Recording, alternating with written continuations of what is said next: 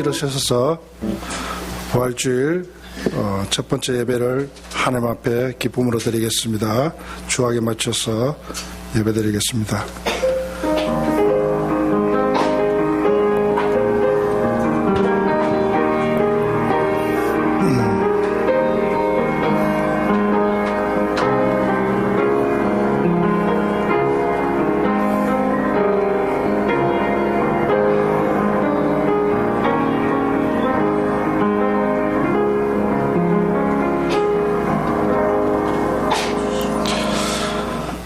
만왕의 왕으로 이 땅에 오셔서 인류의 죄악과 모든 사망 권세에서 해방하시기 위하여 십자가 지시고 참 부활의 영광으로 참 영광의 소망으로 저희들에게 부활의 축복을 허락하신 주님께 이 시간 찬양과 기쁨을 드립니다. 주님께서 우리 마음속에 시원한 축복의 날이 될 수 있도록 역사하여 주옵소서. 이 소식을 만민에게, 인류에게 전가할 수 있는 참된 초대교회의 주의 증인들이 되게 하여 주옵소서. 우리 주 예수 그리스도 이름으로 기도드립니다. 아멘. 전능하사 천지를 만드신 하나님 아버지를 내가 믿사오며 그 외아들 우리 주 예수 그리스도를 믿사오니 이는 성령으로 잉태하사 동정녀 마리에게 나시고 본디오 빌라드에게 고난을 받으사 십자가에 못 박혀 죽으시고 장사한 지 사흘 만에 죽은 자 가운데서 다시 살아나시며 하늘에 오사 전능하신 하나님 우편에 앉아 계시다가 저로서 산 자와 죽은 자를 심판하러 오시리라. 성령을 믿사오며 거룩한 공예와 성도가 서로 교통하는 것과 죄를 사하여 주시는 것과 몸이 다시 사는 것과 영원히 사는 것을 믿사옵나이다. 아멘. 찬송 150장입니다.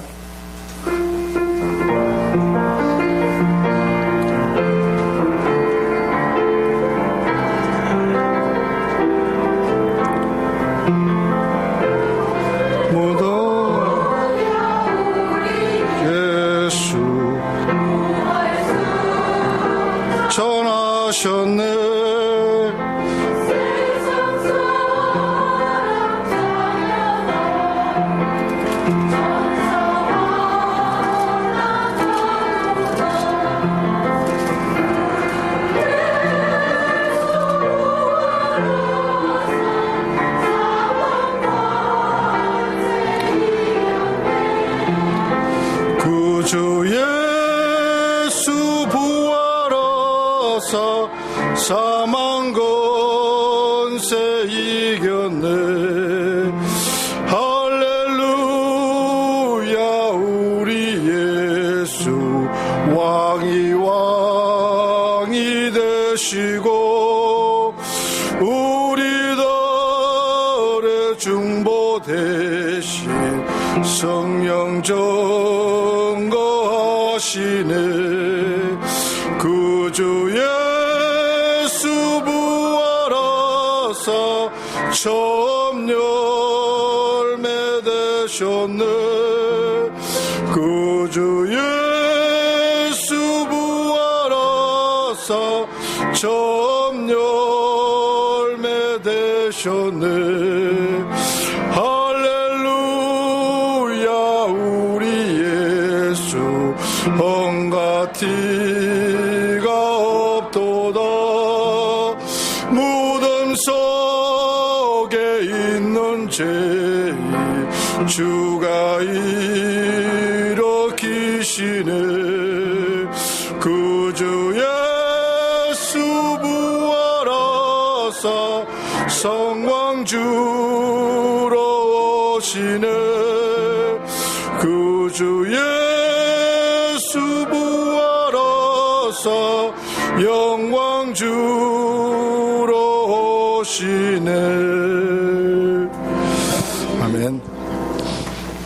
살아계신 하나님, 지난 한 주간도 그리스도의 대사로 하나님의 향기를 흩뿌리는 삶을 살다가 다시 이 자리에 모여 주님 앞에 예배하게 하심에 감사를 드립니다.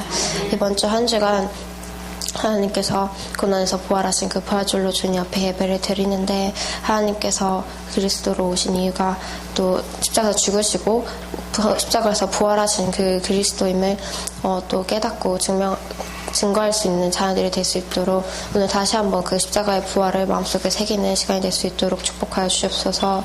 오늘 이 중요한 부활절로 드려질 예배 가운데 설교하시는 주영기 목사님에게 성령 충만과 오력을 더해 주시옵시고, 오늘 또 예배 듣는 저희 마음속에 또 옥토박과 같이 씨가 뿌리내려 또 열매를 맺는 그런 말씀이 될 수 있도록, 겨자씨가 될 수 있도록 축복하여 주옵소서.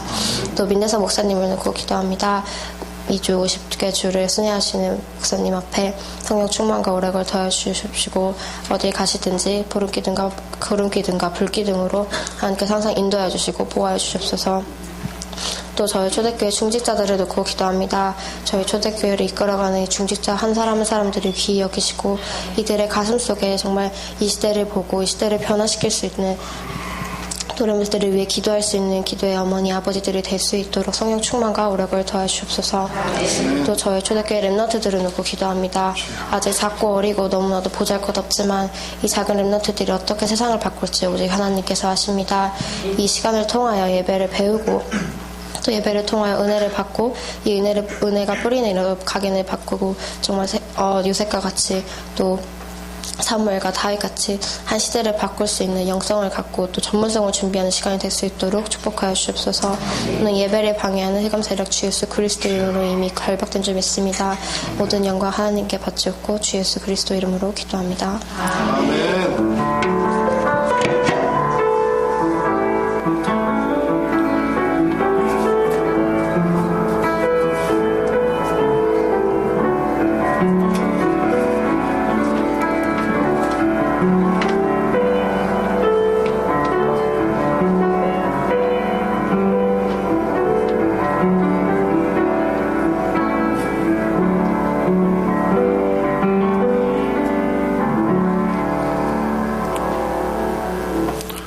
부활주일 예배로 참석한 초대교회 모든 성도들 환영합니다.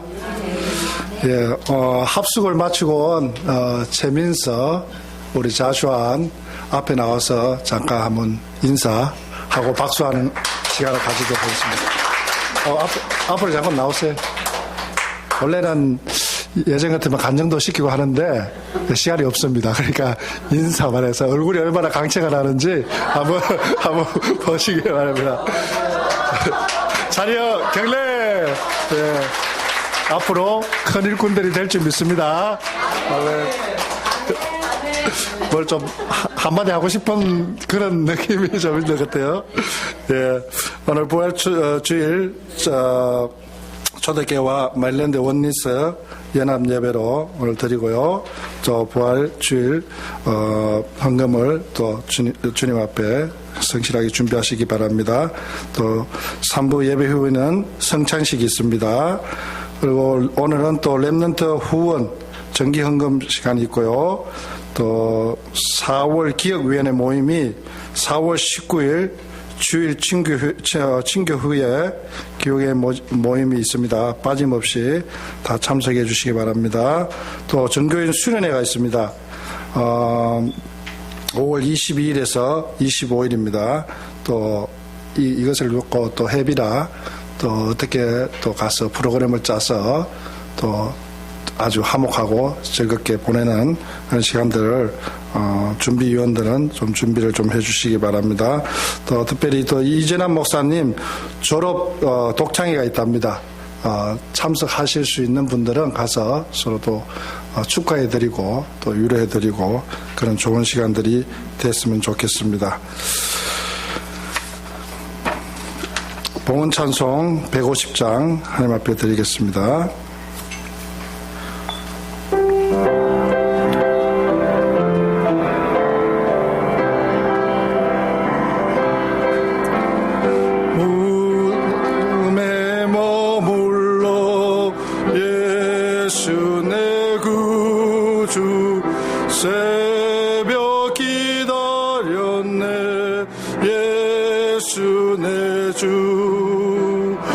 원수를 다 이기고 무덤에서 살아나 살아나셨네. 어둠을 이기시고 나와서 성도와 함께 길이 다스리시네. 사셨네 예수 다시 사셨네. 헛되이 지키네 예수 내 구주. 헛되이 봉하네 예수 내 주. 원수를 다 이기고 무덤에서 살아나셨네. 어둠을 이기시고 나와서 성도와 함께 길이 다스리시. 사셨네 예수 다시 사셨네. 거기 못 거두네 예수 내 구주. 우리를 살리네 예수 내 주.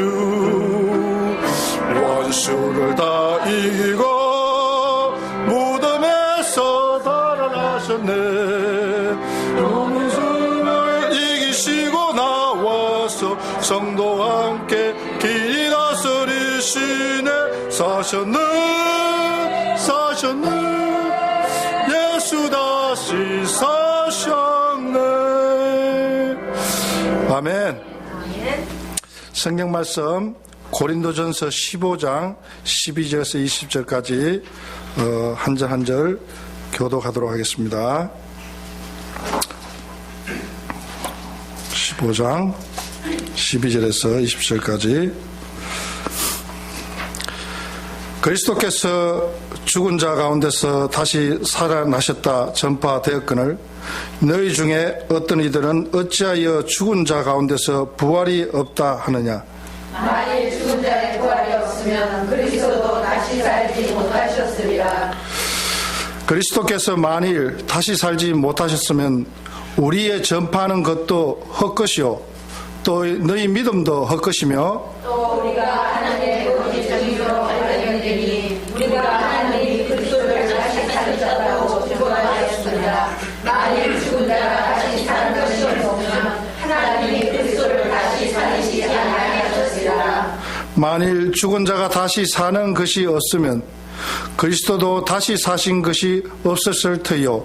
그리스도께서 다시 사신 것이 없으면 너희의 믿음도 헛되고 너희가 여전히 죄 가운데 있을 것이요. 또한 그리스도 안에서 잠자는 자도 망하였으리니 만일 그리스도 안에서 우리가 살아가는 것이 가만히 있으면 모든 사람 가운데 우리가 더욱 불쌍한 자리라. 같이 하겠습니다. 그러나 이제 그리스도께서 죽은 자 가운데서 다시 살아 잠자는 자들의 첫 열매가 되셨도다. 아멘. 십자가의 부활의 정인으로 이런 말씀을 주제를 가지고 하나님의 말씀을 목사님 전달하시겠습니다.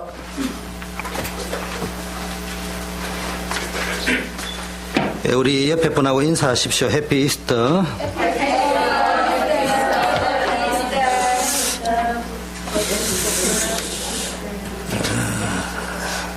자, 오늘 성경을 한번 보니까요.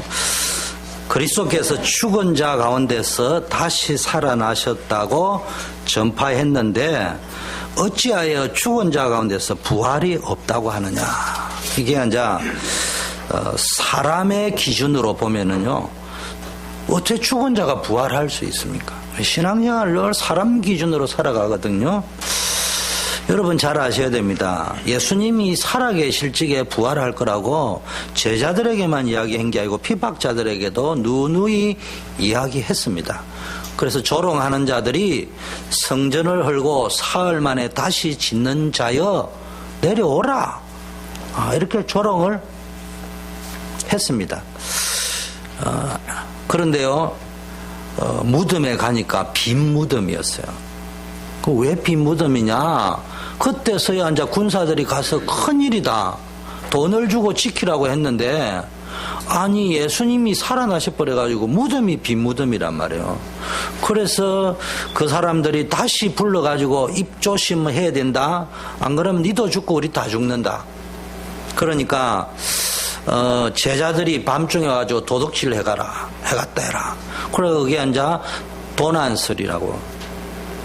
그래도 이제 뭐 예수님이 부활한 거는 사실이니까 막 계속 전파가 되어지니까 그 사람들이 이야기하기를 죽은 자가 어떻게 살아나느냐. 사람 기준으로 설명하니까 어떻게 이야기합니까? 환상을 받는갑다. 그래서 환상설이 나온 겁니다. 부활과 관련되어 있는 설들입니다, 지금.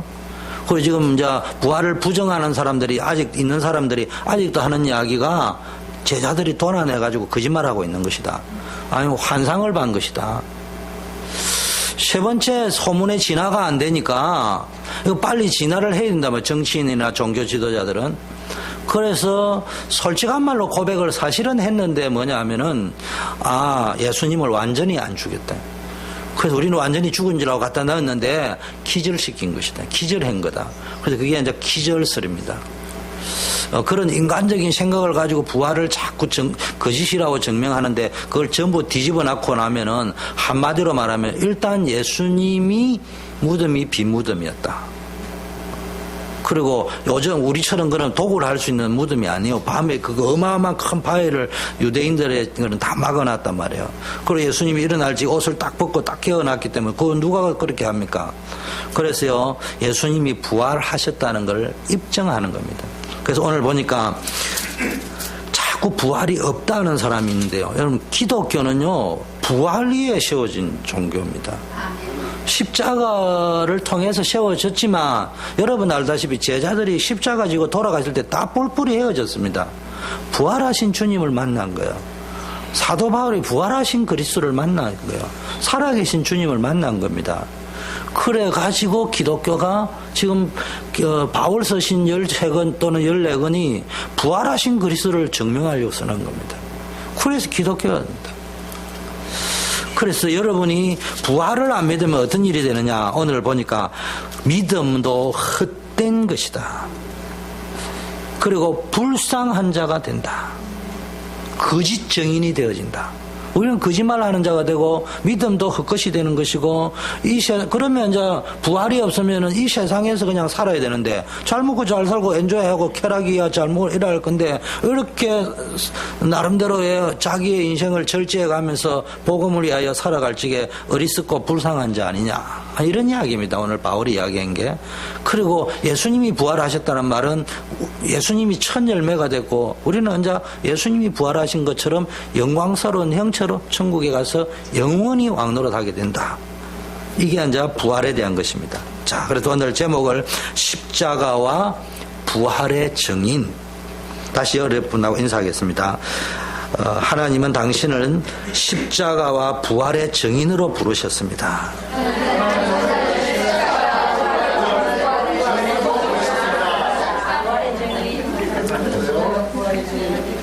자, 오늘 이 부활의 영광스러운 축복이 여러분 개개인에게 넘쳐나기를 바랍니다. 아무리 생각해봐도 저와 여러분이 구원받았다고 하는 것은 정말 생각하면 할수록 너무 감사한 겁니다. 여러분이 하나님의 자녀가 되었다는 것 생각할수록 감사한 일이잖아요. 이런 감사가 있어야 돼요. 여러분 약 안 먹어도 돼요. 오늘 어느 권사님이 믿음의 고백을 했어요. 경희 권사님이라고. 경희를 이스라엘 말로 하면 갈렙이 되는 거예요. 경갈 그 비슷하죠, 그렇죠? 그 갈렙 권사님이 이야기했어요.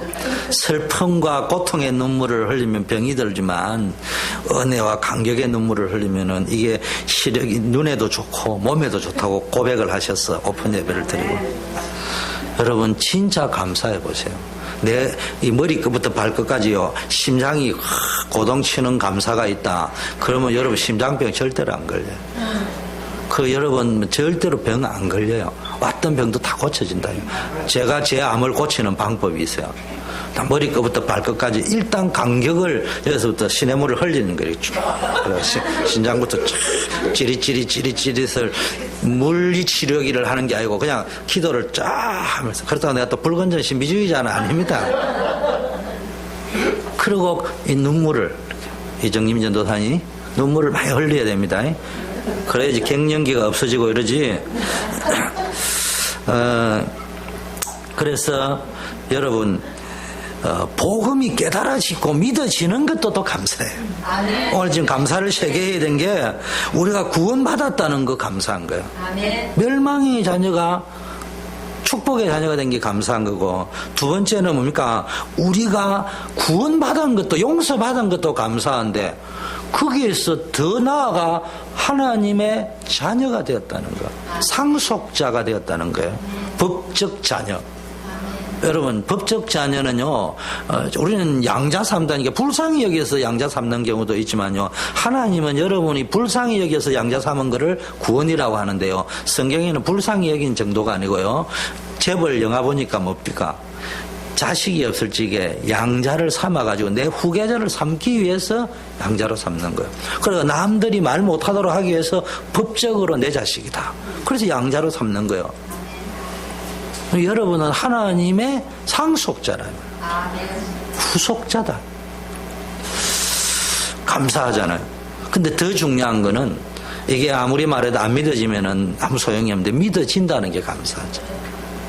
여러분은 무슨 약을 먹으면 낫는다는 거는 그래 잘 믿어지면서 어째 요게 안 믿어지는지.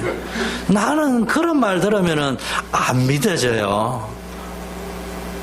그런데 나는 이거는 믿어져. 너무 믿어져. 여러분, 이 자리에 오신 여러분 누구 한 사람도 내가 구원받으려고 하나님 앞에 나아가야 되겠다. 그래가지고 나온 사람은 없습니다. 왜냐? 죄와 허물로 죽은 우리는 그럴 만한 능력이 없어요. 영적으로 죽어 있는 사람이 무슨 능력이 있겠습니까? 우리의 수준과 우리의 형편과 상관없이 하나님께서 우리를 찾아오신 거예요. 그게 성육신 사건이에요. 찾아오셨대, 주님이. 내가 길을 잃고 있는데 찾아오셨다니까. 또는 길은 잃었지만 찾아가고 싶었는데 내가 죄가 많으니까 두려움에 빠져서 감히 못 가고 있는데 주님이 오셔서 가자고 말씀하시는 거예요. 얼마나 감사해요. 나는 갈 데도 없어요. 홈리스가 갈 데가 없어도 힘들죠. 같이 가서 우리 집에서 좀 자죠. 그것도 감사한데 주님이 나를 찾아오셨다니까요. 이게 안 믿어지요. 찾아오기는 뭘 찾아와, 내 발로 왔지. 나 이제 이런 마음이면 간격이 없는 거예요. 내가 교회 왔지. 내가 믿는 거지. 제가 옛날 그랬어요. 저는 아무것도 자랑할 게 없는데 딱 하나 있어요. 교회 딱 적으면요, 뭐 옛날에는 뭐까지 생년, 어릴, 출신, 고향, 학교, 뭐 학벌 이런 거 다 적었거든. 적을 게 별로 없어. 명문대학도 아니고 딱 적는 거 있어요. 인도자 자진해서 왔어. 그래가지고 너네들은 전도받아 왔지만 나는 스스로 왔다. 굉장히 자부심을 가진데 어느 날 깨달았어요. 교만 중에 상교만이라는 거. 이게 주님이 작업을 해가 내가 여기 왔는데.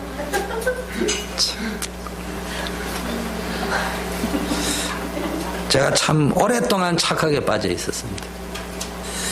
예.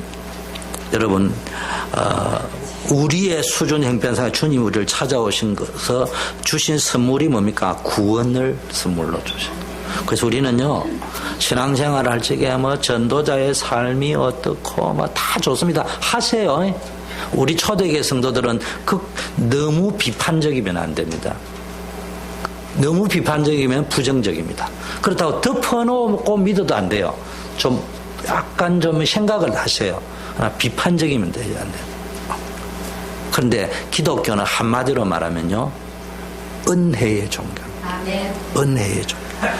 은혜 말고는 설명이 안 되는 거예요. 그런데 여러분 납득하려고 하지 마세요. 질문하세요. 그러나 모든 것이 은혜입니다. 결론은 그런 거예요. 성경의 에베소 2장 8절 너희가 그 은혜를 인하여 믿음으로 말미암아 구원을 얻었다. 이것이 너희에게서 난 것이 아니요 하나님의 선물이다. 왜냐? 값싼 선물이 아니고요. 값비싼 선물입니다. 그래서 우리는 그걸 은혜라고 하는 거예요.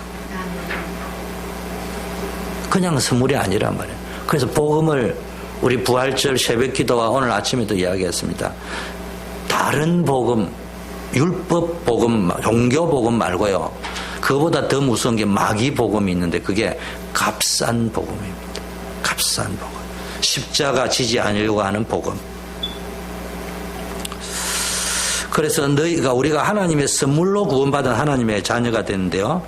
하나님께서 우리에게 왜 찾아오셨느냐? 이유 간단합니다. 우리와 함께 하시기 위함이다. 신앙생활이 뭐냐? 하나님이 우리와 함께 하시는 것을 누리는 걸 보고 신앙생활이에요. 저와 여러분은 자격이 없지만 하나님이 그 은혜를 주셔서 함께 할 수 있는 축복을 주셨다 이 말이에요. 신앙생활을 잘하고 어떻게 하면 잘할 수 있느냐? 뭐 이 고민 저 고민 하는데요. 신앙생활을 잘하는 것은요. 나와 함께 하시기 위하여 찾아오신 그 하나님을 마음껏 누리는 것이 신앙생활을 잘하는 거예요. 누린다는 건 노는 게 아니에요. 땡땡이 친다는 게 아니에요. 여러분 지난주에 보니까 우리 2부 때 이재남 목사님이 참 은혜스러운 설교를 해주셨어요. 오직 그리스도. 그래서 이제 렘넌트 여러분 게 책 읽을 필요 없다는 게 눈빛이 반짝반짝해요. 여러분이 그 수준이 되어버리면은 이제 그게 좀 힘들어지는 거예요. 그 말은 복음을 강조하구나. 여러분 참고서도 필요해요. 왜냐? 우리 수준이 텍스트 보고 이해할 수 있는 수준이 못 돼. 그래서 참고서를 읽어봐야 돼.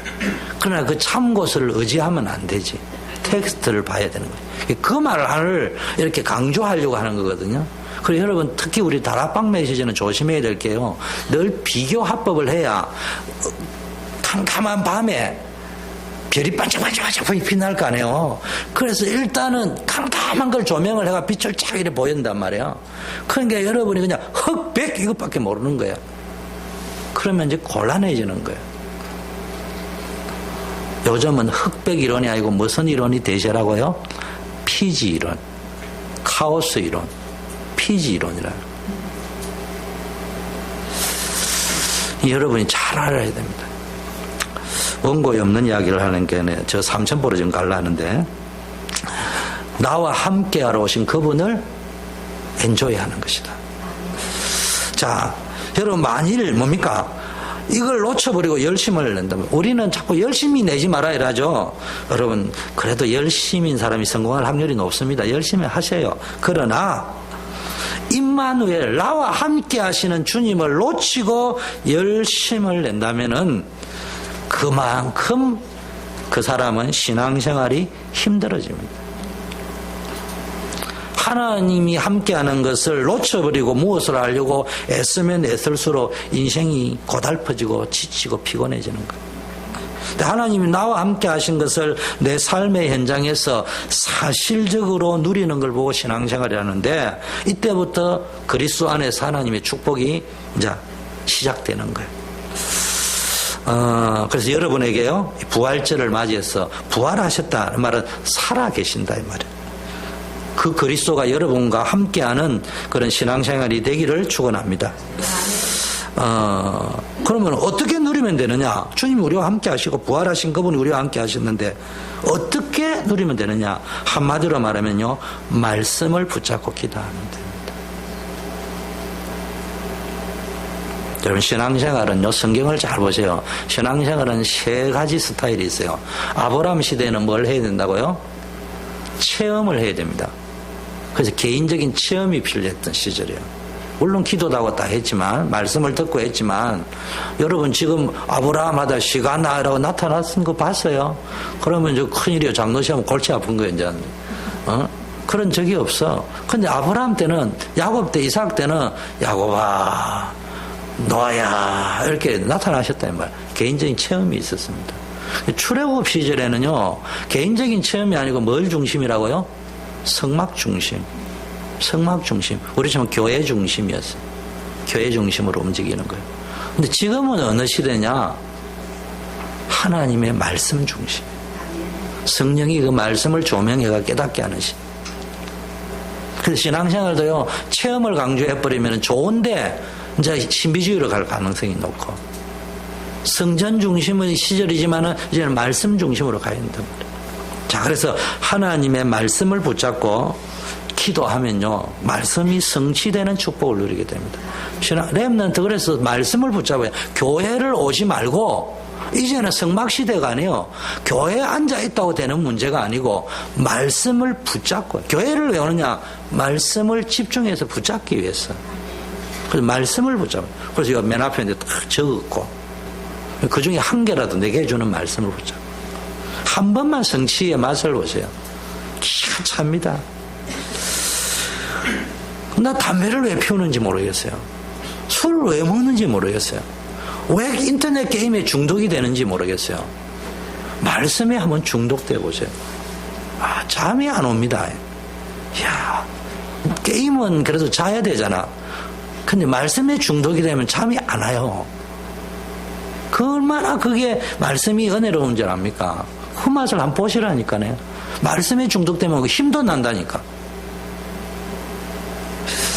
그래서 거기서 약속을 찾아낸다. 나에게 주신 약속. 그게 성취되는 응답을 여러분이 누리면요, 그 다음에 뭐가 하면 눈이 열리면서요, 비전이 보이는 거예요. 비전. 그게 이제 세계 살리는 응답으로 오게 되어 있습니다. 그래서 신앙생활은요, 여러분 말씀 붙잡고 기도하면 그게 게임셋. 끝이요, 끝. 하나님은 저와 여러분에게 어려운 것을 시키지 않습니다. 근데 보통 보면은 스스로 어렵게 만들죠. 보통 스스로가 자기를 힘들게 만듭니다. 그럼 신앙생활 이렇게 보면요, 힘든 사람 보면 자기 스스로 힘들게 만듭니다. 그래서 소설을 쓰고 있으면 안 돼요. 항상 하나님께 기도합니다. 내가 옛날에는 소설을 많이 썼다니까. 딱 지나가는데 저 미래 권사님하고 경자 권사님이 두 사람이 눈을 보고 이야기해요. 아, 내 말하구나. 상상을 해버린다니까. 집에 가가지고 왜 내를 그랬을까? 내 이빨이 튀어나왔다고 이 말을 했을까? 뭐 그거 소설 쓰고 앉아있다니까. 근데 언제 깨달았냐? 가서 물어본 것도 아니에요. 언제 끝났냐? 간단해요. 해도 상관없어. 너가 둘이가 내 인생을 좌지우지하는 게 아니고 하나님이 내 인생을 삽니다. 그리고 나는 죄인이다. 나는 악하다. 마땅히 욕들어 먹을 수 있는 사람이다. 그럼에도 불구하고 하나님이 나를 용서하셨다. 그래서 내가 내 죄를 인정하고 내 연약함을 인정하고 주님 앞에 나가면 주님은 나를 다 붙잡아 주신다. 요게 진짜 믿어지는 날부터는 걱정 끝. 남이 내에게 뭔 소리를 하느냐 안 하냐는 중요하지도 않아요. 해도 되고 아무 상관없어요. 너가 나를 어떻게 할 건데. 하나님이 나를. 이게 신앙생활. 그러고 나면요, 절대 평안합니다. 절대 평안합니다. 여러분, 우리는요, 하나님이 어려운 일을 시키지 않는 이유는 하나님이 바보 아니거든요. 왜 안 시킬까요? 왜 안 시킬까요? 간단하죠. 좀 대화 좀 하세요. 왜 안 시킬까? 능력이 저와 여러분에게 없어. 우리는 자꾸 착각하려고 여러분 뭐 어려운 일을 나는 시키는데 하나님은 알아요. 갱숙이에게는 그 능력이 없다는 거를. 경상도 발음으로. 그래서 여러분 뭐 하면 됩니까? 자꾸 어렵게 신앙생활 하지 말고요. 그냥 누리세요. 누리세요. 뭘 누리냐? 나와 함께하는 주님을 현장에 누려. 자, 그럼 무엇을 통해 누리느냐? 아까 말한 기도를 통했습니다. 기도는요, 내 주변의 여건, 상황, 정보 이런 거 있잖아요. 힘듭니다. 어렵습니다. 글쎄요, 성경에 뭐라 다 알고 있노라. 다 안돼. 네가 뭐가 없는지도 다 안돼. 그건 이방인들이나 하는 거지.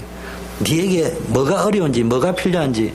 출애굽 할적에 보니까 이스라엘 백성은 통곡했는데 너네들이 얼마나 압제당하는지 고통당하는지 내가 보고 듣고 보았노라. 이제 내가 내려가서 너희를 건지려 하노라. 모세 네가 가라. 이렇게 이야기했습니다.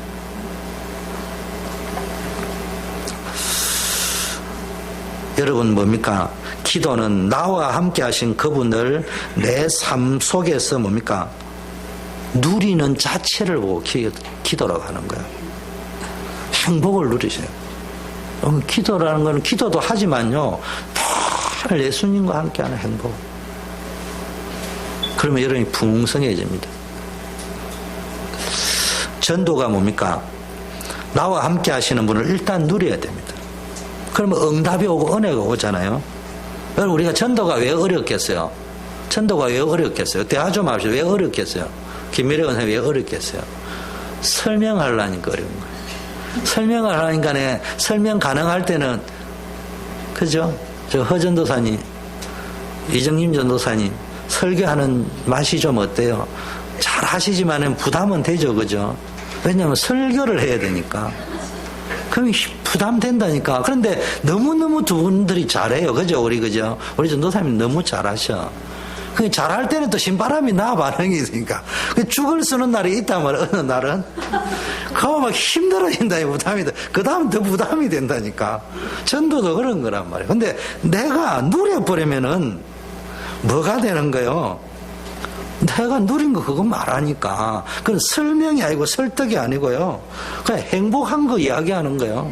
즐거운 거 이야기하는 거예요. 그러니까 오히려 쉽기도 하고 정인으로 써서 이야기하는 게 행복하고. 그래서 여러분 이제 어떻게 여러분 정인으로 쓰셨어요. 설명하지 말고. 그럼 정인이 되려면 뭡니까? 나와 함께하는 그리스도를 누리면 돼요. 언제 문제 생겼을 적에, 언제 갈등 왔을 때, 언제 인간관계 문제 왔을 때. 거기서 내가 그리스도가 이렇게 역사하셨더라. 하나님이 이렇게 축복하시더라. 그 마음껏 누리시기를 바라겠습니다. 아멘. 다른 사람에게 전달하기 위해서 뭘 하는 게 아니고요. 먼저 나와 함께하는 걸 누리시면 됩니다. 그래서 전도를 하면은 힘들어지고 지속이 안 됩니다. 그리스도와 함께하는 기도가 누려지면은 그게 되어집니다. 자, 그러다 보니까 뭡니까? 이 어마어마한 축복을 또 어떻게 해야 됩니까? 응답도 오죠. 그러면 뭡니까? 이걸 전달하고 후대에게 전달하고 하려다 보니까 내가 혼자 하면 한계가 오구나. 그래서 뭐가 필요한 거예요? 제자가 필요하구나. 제자를 만드는 게 아니에요. 제자가 왜 필요한가를 알아야 되는 거예요.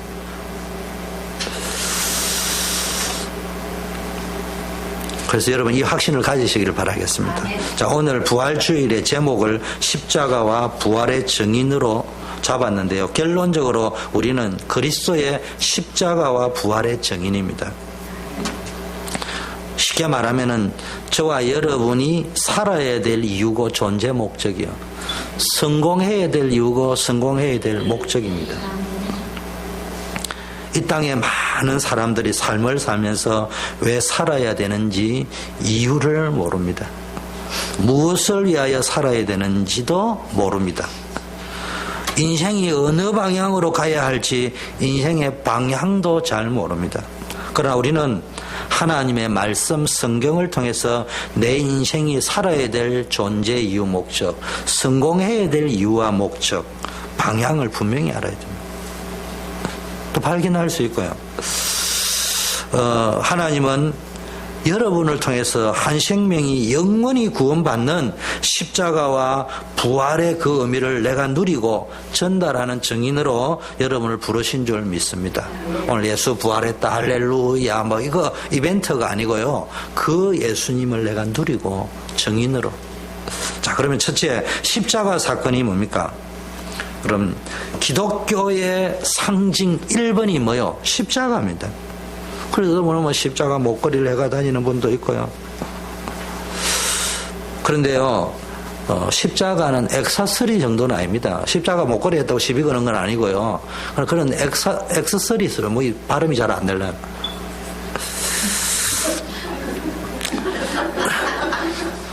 그 다음에 뭡니까? 어떤 사람은요, 이걸 달고 있으면요, 평안해진다 하네, 또, 이렇게.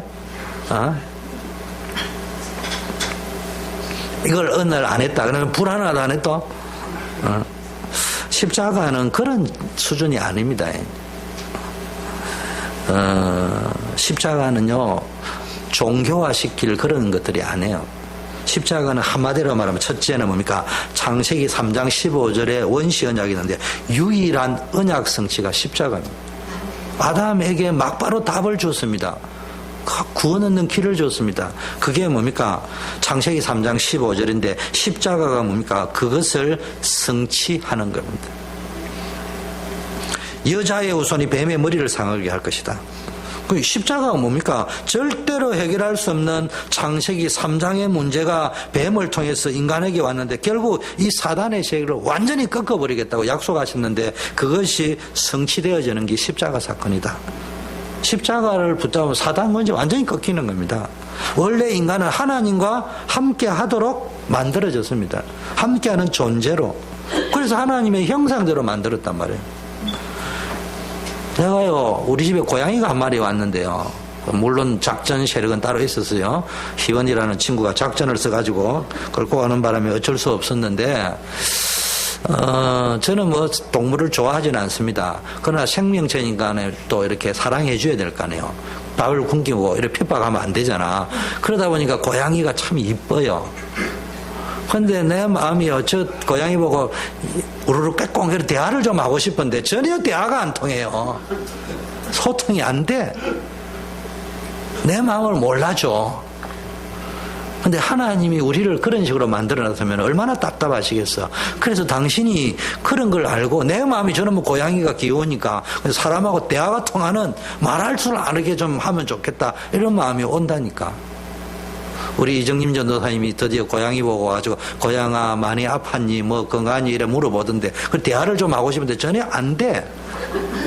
그냥 하나님이 인간을 만들 적에요 유일하게 그렇게 대화가 가능한 존재로 만들었다니까.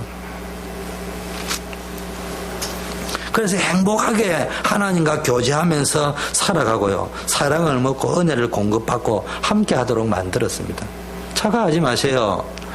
그때 하나님한테 대들 수도 있었습니다. 얼마든지 해도 됩니다. 내가 왜 했냐 천국에 가서 물어봐야 되겠지만 아마 그때 대들어도 되도록 만들어놨을 거예요. 하나님 그것도 즐거워했을 거예요. 왜냐 우리 희원이가 내한테 대들 적에 순간적으로는 기분이 나쁘지만 장시간 동안에는 굉장히 행복합니다. 아, 내 딸이 맞구나. 오늘도 와가지고 마이크를 옮기다 잔소리를 냅다가 내가 그럴 수밖에 없나라고 이야기했지만 그래서 내 딸이요. 그걸 보고 교제라고 하는 거야. 얼마나 좋아요. 하나님한테도 따질 수도 있고 그런 존재로 만들어놨는데, 그런데 이 사단에게 쏘가가지고요, 사단이요 자기가 드러나면은 절대로 쏘고 안 될 거니까 이용한다니까. 언제나 뱀은 누구를 이용한다니까. 여러분 뱀에게 이용당하는 사람 되면 안 돼요. 근데 뱀은 어쩐지 이용합니다. 교회를 파괴할 때도 누구를 이용하고, 여러분의 신앙을 도둑질할 때도 누구를 이용하고, 신문을 이용하고, 사람을 이용하고, 뉴스를 이용하고, 세상 풍조를 이용하고 이런단 말이에요. 속으면 안 돼요. 믿을 게 뭐예요? 하나님 말씀 말고 믿을 게 없어요. 렘넌트들 잘 알아야 됩니다.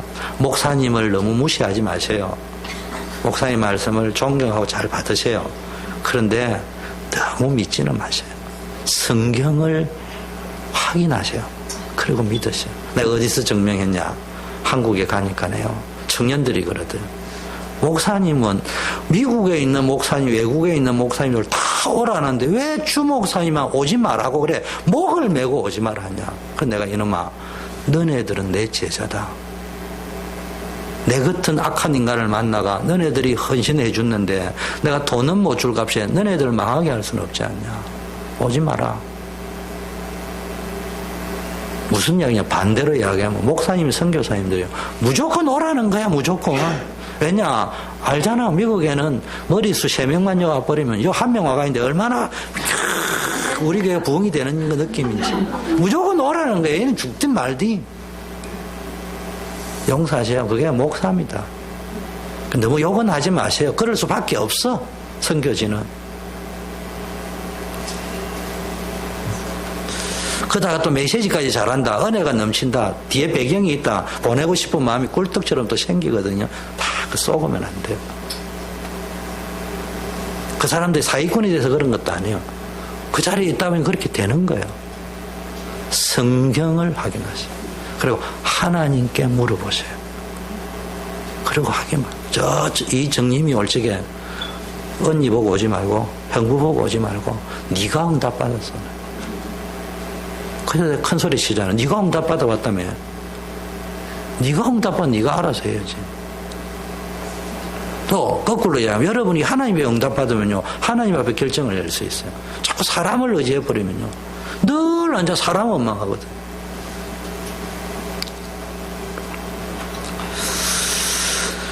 여러분,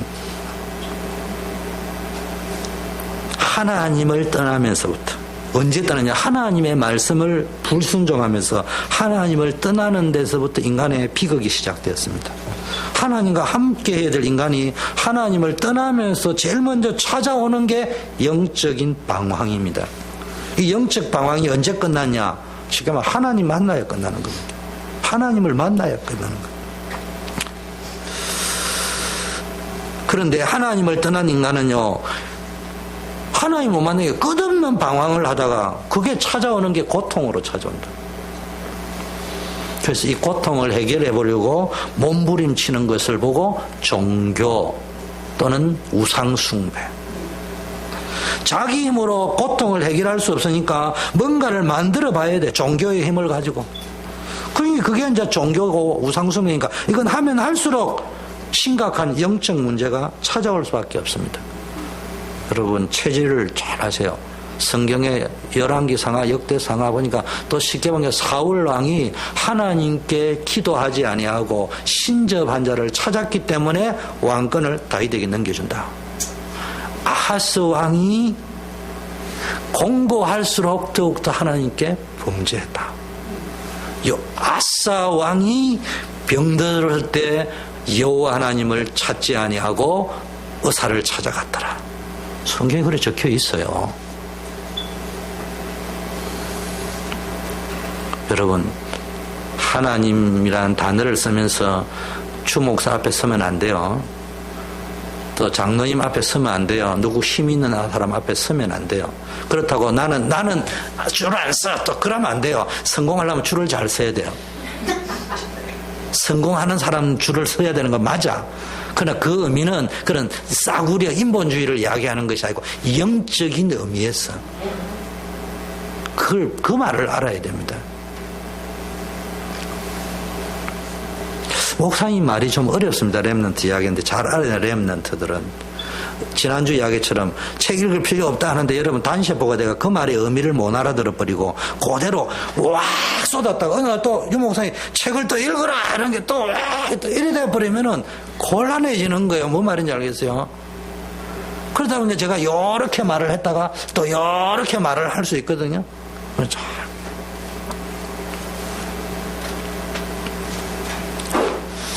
거기에 쏠리는 거 보고 기본이 안 됐다 이러는 거예요. 기본이 안 됐다. 자, 답은 뭡니까? 딱 하나밖에 없어요. 영적인 문제를 해결하는 답은요, 우리 인생 문제를 해결하신 분은 그리스도밖에 없습니다. 성경은 그래야 합니다. 그래서 요한일서 3장 8절에 하나님의 아들이 나타난 것은 마귀의 일을 멸하려 하심이라. 마귀의 일이 뭐예요? 창세기 3장의 문제를 일으키가 고통 속으로 몰아넣는데 이 영적인 존재를 하나님의 아들인 그리스도가 오셔서 박살내버렸다 이 말이에요. 히브리서 2장 14절 15절 십자가 뭡니까? 일평생 마귀의 종로로 다는 모든 자를 그 묶임에서 놓아주려고 십자가에 달려 죽으셨다. 하나님 떠나가지고 일평생 마귀의 무게가 종로로 타고 있다니까. 그거 해방시키려고 십자가에 달려 돌아가셨다. 여러분, 오늘도요, 죄에 묶여 고통받는 사람이 많습니다. 여러 가지 영적 문제에 묶여있는 사람 많습니다. 이거요, 아무리 몸부림치도 해결 안 됩니다. 언제 여기서 끝나느냐? 예수 그리스도가 오셨어요. 그분을 내가 영접해가 주인으로 모시면 돼요.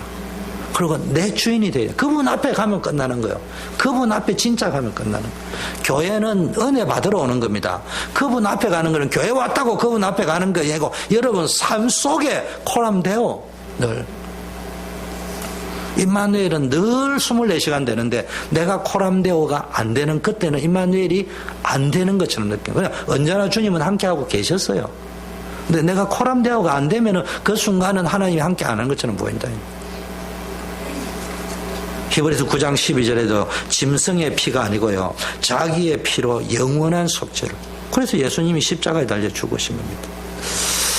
여러분, 죄 때문에 오는 재앙과 저주는 막을 길이 없는데요, 이 어둠의 세력을 막을 수 있는 것, 저주의 세력을 막을 수 있는 것은 그리스도의 십자가 보혈밖에 없습니다. 많은 사람들은 인생에 성공하려고 하는데요. 물론 성공해야 됩니다. 성공을 위하여 다른 사람을 짓밟고 오직 성공 집착, 성공지상주의 그러면 안 됩니다. 그럼 성공하고 무너집니다. 성공하는 것이 목적이 아닙니다. 여러분 뭡니까? 십자가의 그리스도가 여러분 인생의 주인이 되시면 흑암 세력은 물러지게 되어 있어요. 로마서 8장 2절에 죄와 사망에서 우리를 해방했습니다. 그리고 예수 안에 있는 자는 결코 정죄함이 없다. 히브리서 4장 16절 우리에게 큰 대제사장이 계시는데 큰 대제사장이 누구예요? 그리스도입니다. 이 그리스도를 통하여 은혜의 보좌 앞에 담대히 나아갈 수 있다. 그래서 그리스도의 십자가 사건은 우리에게 무슨 의미냐? 하나님의 앞에 못 갔는데 그 하나님의 은혜의 보좌 앞에 나가게 돼 있어요. 누구든지 하나님 만날 수 있는 길을 열어주셨다 이 말이에요. 그게요 창세기 3장 15절의 언약 성취의 의미입니다. 두 번째는 뭡니까? 구원을 성취하셨다. 언약 성취와 동시에 우리 인생에게 뭡니까? 피 흘려 돌아가심으로 말미암아 뭡니까? 하나님이 우리 개인을 구원받게 하셨다 이 말이에요. 여러분이 그래서 이 언약 성취와 또 하나님의 말씀 성취인가 동시에 여러분이 예수 영접을 해서 내 죄의 문제, 사단의 문제, 지옥의 문제, 하나님 떠난 문제를 깨끗이 끝내는 구원의 역사. 세 번째는 그러면 굳이 예수 하나님인데 그래야 할 필요 십자가 왜 돌아가셨냐? 하나님은 사랑이지만 공의의 하나님이에요. 공의가 충족되지 않으면 하나님은 하나님 될 수 없어요. 하나님 우주의 통치자이기 때문에 공의, justify, 정의가 있어야 돼요. 공의가. 그 공의를 만족하려고 하니까 뭡니까? 한마디로 말합니까? 모든 사람은 죄인인데 죄의 대가를 치러야 될 거 아닙니까? 그래서 어떻게 해야 됩니까? 하나님은 사랑이 내 마음대로 한다. 그거는 독재입니다. 독재. 하나님은 독재자가 아니세요. 자기가 한 말을 책임지시는 분이기 때문에 하나님이세요. 저도 하나님이 되고 싶은데 하나님이 못 돼요. 왠 줄 압니까? 저는 제 말을 책임질 수가 없어요. 여러분 잘 아셔야 됩니다. 앞으로 저보고 목사님 말에 책임지시 이런 소리 하지 마세요. 아시겠죠? 안 집사님? 갱숙이언니 알겠죠? 그러면 여러분 처음부터 신앙생활을 잘못한 거예요. 어찌하여 내가 내 말을 책임질 수 있는 사람으로 믿었다면 불가능한 거예요. 하나님이 하나님 되시면 당신의 말씀을 이루시는 분이에요. 그렇기 때문에 하나님은 우주에서 창조해놓은 것을 당신이 깨뜨리지를 못하는 거예요. 죄의 삭은 사망이에요. 그래서 독생자를 보내서 그 공의를 만족시켰습니다. 그게 십자가입니다. 십자가입니다. 그리고 십자가는 무엇을 상징하느냐? 완전한, 그러니까 하나님은 자기의 희생을 치르고 우리를 건져낸 거라니까. 공의를 만족시키기 위해서. 그래서 여러분 싸구려 복음이 아니에요. 여러분이 뭐든지 공짜로 하려고 하지 말고요. 내 희생, 나의 십자가를 치르고 하는 거. 십자가로 완전히 승리했습니다. 저와 여러분요 승리할 수밖에 없어요. 가정에 속지 마세요. 문제 사건에 속지 말고요. 고린도전서 1장 18절에 십자가의 도가 멸망받을 자에게는 미련하지만 구원받은 우리에게는 하나님의 능력이 됩니다. 최고의 능력이 세상의 능력이 아니고 하나 십자가의 능력인 줄 믿습니다. 지금부터 이 정인으로 늘 자랑하세요. 그리스도의 십자가를 자랑하세요. 두 번째는 부활했습니다. 마귀가 어떻게 생각했냐? 예수님을 십자가에 못 박아버리면 끝나는 줄 알았다니까. 이걸 보고 헛똑똑이라고 합니다. 신앙생활도 헛똑똑이처럼 살면 안 돼요. 그리스도에서 십자가에서 사탄의 머리를 깨뜨렸습니다. 절대 해결할 수 없는 창세기 3장의 저주 문제를 끝냈습니다. 그래서 기독교는요 상징은 십자가지만은 기독교의 뿌리는 뭐예요? 부활입니다. 이방 종교와 차이, 전 세계 종교가 많지만요 부활 종교는 기독교밖에 없어요. 그래서 아까 말한 그래 뭐 부인하는 사람이 나오지만 뒤집어 놓고 나면은 다 인정하는 형태가 되어버려요. 세상에 많은 영향을 끼쳤던 공자, 석가, 소크라테스, 나폴레옹 다 있었지만은 죽음으로 끝냈습니다. 그리스도는 죽음으로 끝내지 않고 부활하셨어요.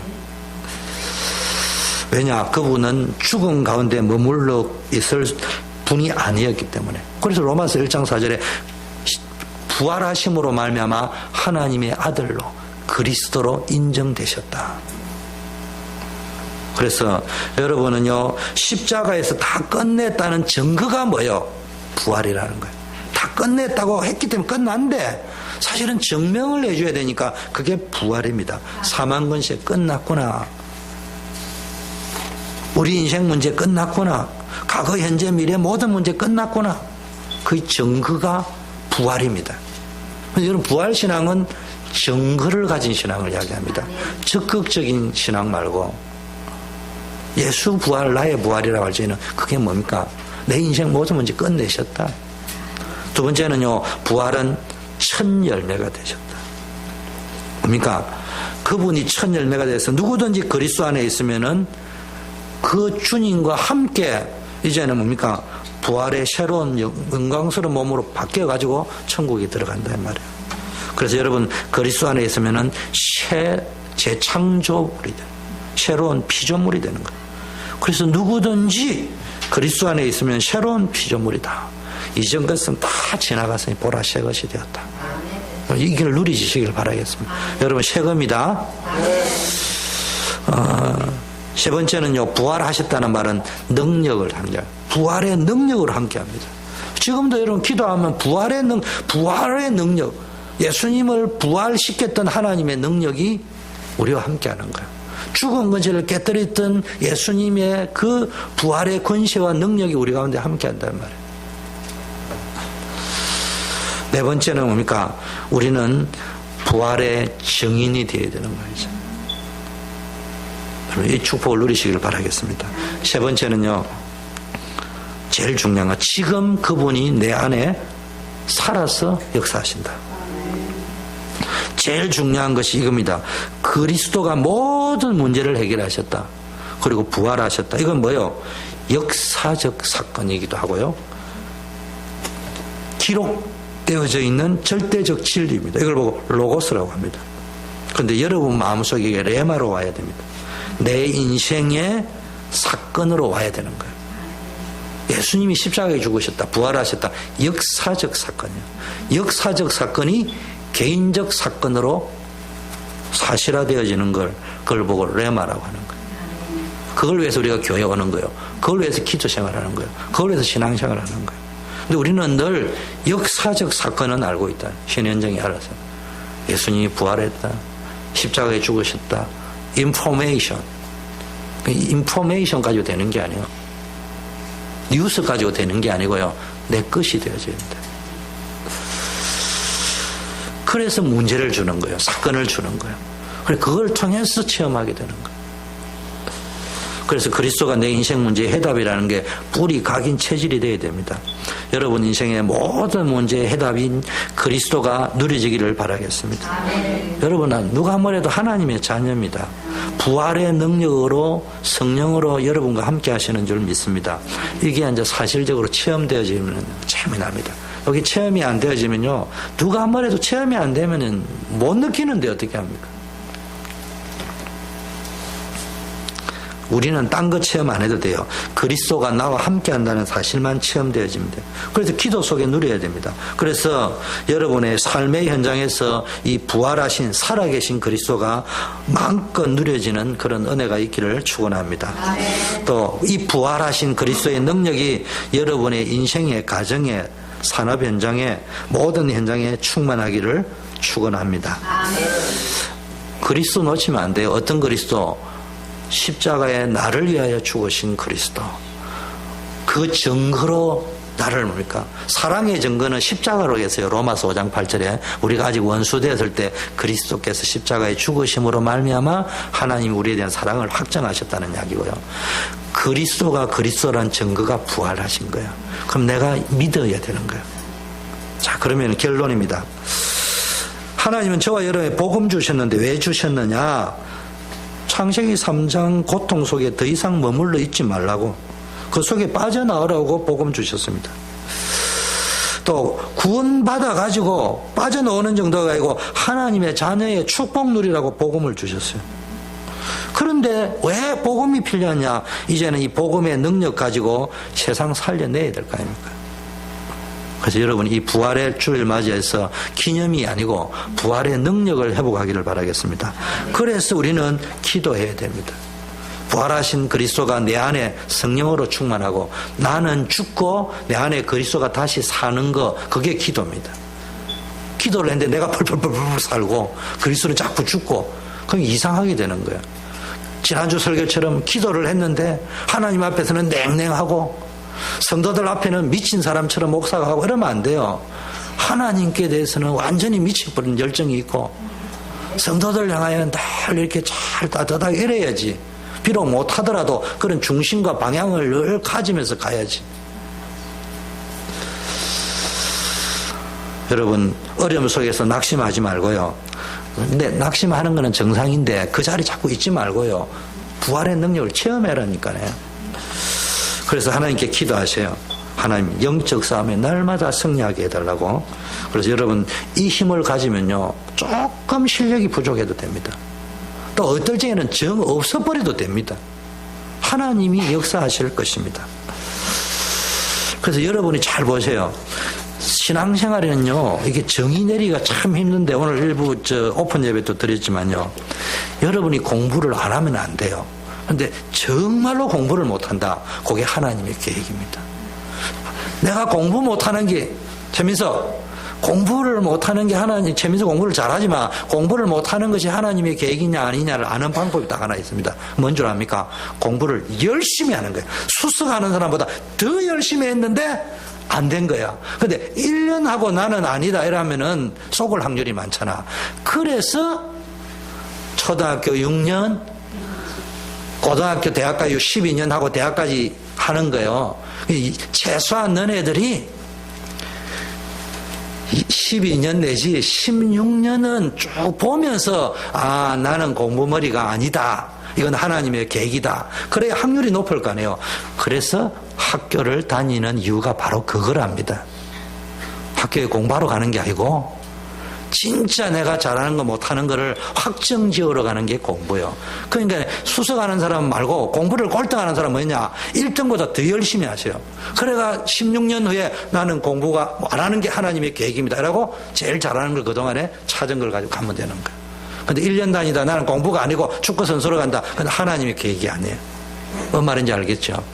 대결 햄런들이 그런 식으로 간다니까. 오늘부터 그게 부활신앙가인 사람의 자세예요. 여러분, 이 축복이 누려지기를 바라겠습니다. 하나님 아버지 감사합니다. 부활주일, 그리스도의 십자가, 그리스도의 부활, 또 지금 내 안에 살아계신 내 인생의 주인 되신 그리스도를 누리는 삶이 되게 하옵소서. 예수 그리스도 이름으로 기도드립니다. 아멘. 예, 우리 다 일어나셔서 폐성 드리겠습니다.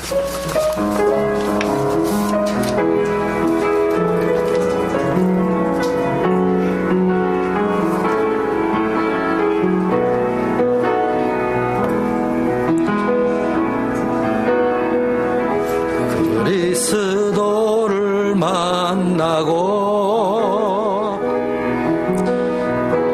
인생의 답을 얻었네. 내가 누구며 무엇을 위하여 어떻게 살아야 하는지 그리스도를 만나고 인생의 결론을 얻었네. 복음을 누리며 말씀을 따라가며 하나님 나라 위하여 단 하루를 살아도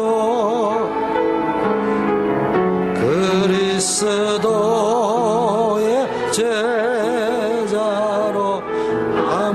하루뿐인 이생 기쁨으로 제자의 길을 걸으리. 단 하루를 살아도 그리스도의 제자로 나의 낭만이세 완전한 그리스도의 제자를 세우.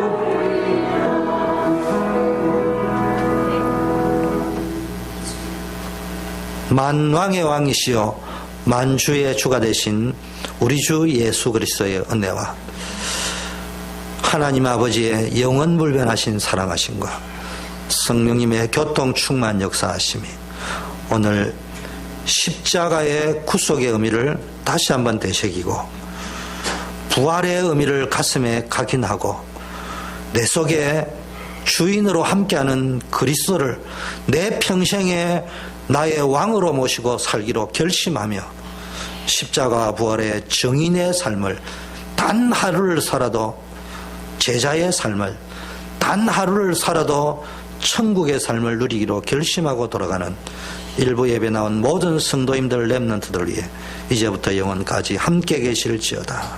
아멘.